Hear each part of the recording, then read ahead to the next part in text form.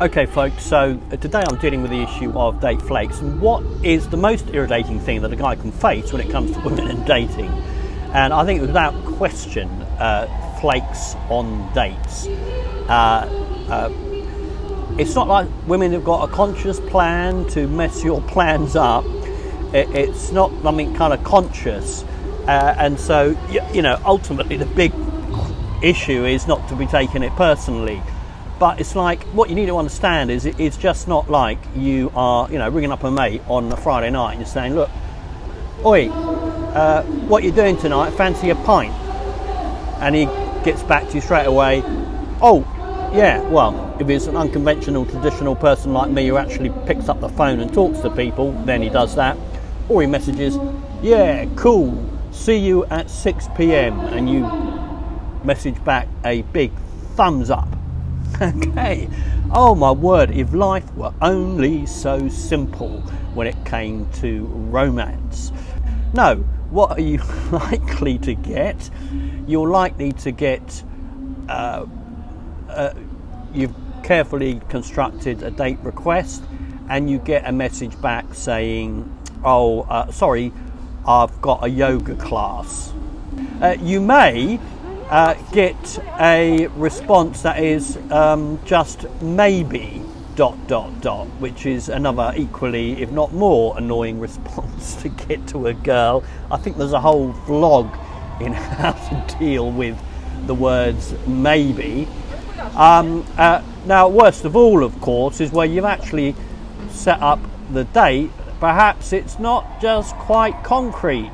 So you've gone like, oh, I'm free Tuesday or Thursday, what suits? And she says something like, I think I can do Thursday, or she says, yeah, Thursday looks fine, or even okay. And then you think, oh, Thursday's on, isn't it? And then you think on Wednesday, or Thursday morning, do I write a confirmatory text? You probably thumbs up with her okay, but you've not got a response. So there you are on Thursday and you're wondering all day whether or not you send a message just confirming, just to clarify you can make tonight or see you at 6, or you even send some message in the afternoon that I'm running 5-10 minutes late. That's quite a good way to just, you know, or 15 minutes late to double check, which is going to show, because if he doesn't respond to that, then don't turn up to the date at all. But then let's say you do turn up to the date and it's this horrible situation where it's just hanging in the air, you're hanging out of your pants and you stood outside the appointed spot, and blow me down if you don't show. And then you say, like 20 minutes later, arrived, or you know, where are you, because you're frustrated, and you get a message back saying, oh, sorry, I didn't think we'd confirmed, or oh, sorry, I've been ill today, can't make it. Yeah, not even can we do another time. So, I mean, how do you deal with that situation? Well, here's just a little menu of things that you can do. I think the first thing to do is, you know, this is all just practical, pragmatic. Yeah, the first thing you do is just simply schedule the date location near your apartment. That's a good idea anyway. If it's just a few minutes walk and you live in the centre of town, or even if you don't, there's then no big deal. Yeah. The second thing that I like, and a guy called Black Dragon does this a lot, and I've found it to be productive, is just simply to schedule the date at a very neutral time and keep it short. So like you schedule it at 5:30 and you explain you've got, I don't know, work to do later that night. Another particularly good thing is simply to stack dates one on top of the other. Now if you look at 52 First Dates, date 1, that's what I did, and I had a brilliant second date off the back of the first one, and I just had 2 dates back to back. You're thinking, oh my god, is that allowed? If you're a newbie, is that allowed? Am I allowed to just have 2 dates with 2 different girls in the same sort of slot, treating them like I would an air traffic controller bringing in planes to land. So that's another thing. And what I like about that is it's sort of quite businesslike. If you were an older dude, you've got time as a premium, and you don't want a whole wasted evening. So I think, and it also has sort of like a good energy. If you keep the date short, yeah, it has quite a good energy and can kind of bounce you as it almost sort of like with a positive energy into the second, third dates and so on and so forth, and you've broken the ice. Now the other things you can do again are just simply eminently practical.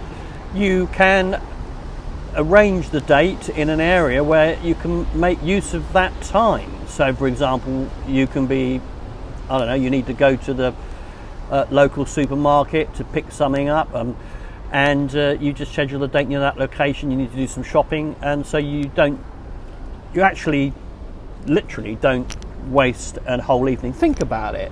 If you're a guy for whom time is a premium, and you've got self-respect and self-value, and assume a virtue if you're not Bill Gates with or whoever, Donald Trump with a fully packed schedule, assume a virtue if you have it not, and just make plans to be able to still make constructive use of that time if you don't show. What's the very best and most constructive use that you can make of that time? Well, and look, this ain't easy. When you get stood up on a date, it is not a comfortable feeling. But I never give advice that I haven't tried myself. Go out and approach other girls. Yeah, even use that as a sort of an opportunity. Try and turn a positive out of a negative. Try and just sort of get over the dent to your ego, and have a couple of conversations with some other girls. There is no better cure. You'll come back to your flat that night feeling a little bit positive, and if you've got some positive energy, and most importantly, if the girl does come back onto the radar dish, you'll be chilled about it. You'll be in quite a good frame, or a good mental state. You won't be that kind of mental state. That reactivity is, of course, dating death. Frankly, it's not a healthy vibe to be carrying around. Carry around a better vibe of positive energy. Now, this brings me on to my kind of final point, which is that dealing generally with flakery is something that you are going to have to deal with for as long as you aren't married with 5 kids, and to the dodgier lot of you out there, even when you are. The most tricky thing is, particularly with girls whom you started to really like, is company you really enjoy, and then they just vanish into the Bermuda Triangle, never to be seen again. It is not easy to deal with it, because what you've done is you've invested quite a lot of time and emotional capital into that particular girl. It ain't easy. And actually, you want to encourage her to invest emotional capital into you, of course. And that's something that's easily forgotten about. And one of the biggest, certainly, stumbling blocks for guys is just keeping going with girls who really are probably no girls, ultimately. Because what you've got is a girl who's not vaguely interested in you. She's got other options. Sorry, she has got other options, and she is very happy to enjoy the texting fun and the adoration and the attention and the interest without meaning for it to ever go anywhere. What do you do about that? Well, let's look at that at the negative and the positive side. On the negative side, what you don't do is you do something. That doesn't sound like a double or a triple negative, i.e. you do not go on chasing her straight away. You don't dig yourself deeper into the hole of the girl's indifference, what you do is you roll off those immortal words. You roll off, and maybe you ping her a fun ping in a few weeks' time or a month or two's time, but that is what you do. Now, on the positive side, what positive action you can take is, I think this is really the most important mindset that a kind of a guy can have, and I see this in all the guys who are successful in this area have this quality. That is, they treat it all in a business-like way, like a business. They treat it like they're in business sales, and they are, going to conference after conference after conference, or knocking on doors, or hustling, and they are, doing their absolute level best, sharpening their skills, focused on enjoying the interactions they have in order to learn more, ultimately knowing that persistence will pay off, and something good will eventually plop into their lap. And that attitude is the attitude that you need to cultivate in your mind and in your heart. Unless you're married with those 5 children, you need to keep that attitude in place.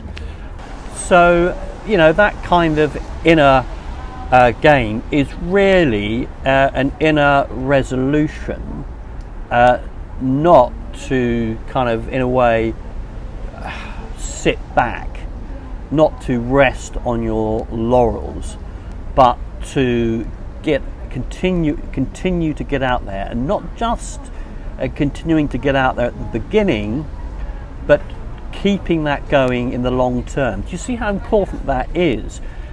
Because if that resolution at the moment is to throw yourself into women and dating at the beginning, and then you get a date and then you kind of feel, oh, thank God, and then you give all the attention to that date or a couple of dates with a few girls, then when disappointment comes, won't necessarily come, but you have to be realistic. If disappointment comes, you'll then be able to shrug your shoulders, because you're already continuing to be out there. You're not just sitting back and waiting for one magic date to materialize, to take you forward into a full-time relationship. Okay, so if you don't have that mindset at the beginning, you are likely to get disappointed, grumbly, react, grouchy, annoy your mates down the pub over a pint until they can't stand you any longer, getting loads of useless advice from them, like, oh, just, I don't know, there are plenty of fish in the sea, just be yourself, because they're not kind of really that bothered. You get my point. Now, finally, be thinking about your own situation, because you do need to tailor advice to your own personal circumstances. I can tell you as a lawyer, this is absolutely key. People like the general advice that you're getting on this vlog, and that's good and that's fine, gives you a general direction, but down the track you are going to need a reliable buddy who knows this stuff to talk to use as a sounding board, because your mind, my friend, is a little bit of a gremlin, and he will kid you into thinking that, at 2:30 a.m. I need to send that long text. Have you ever seen Swingers? It's a great film. Alright, so buy my books, you bastards. Date Flakes, 52 First Dates, that's date 2, and a little bit of date 1, the sort of the topic sections after the story of the dates. Check it out. You have been plugged. Look forward to talking to you in about a week on the issue of frame tests. Bye for now. Strap on your balls, you bastards.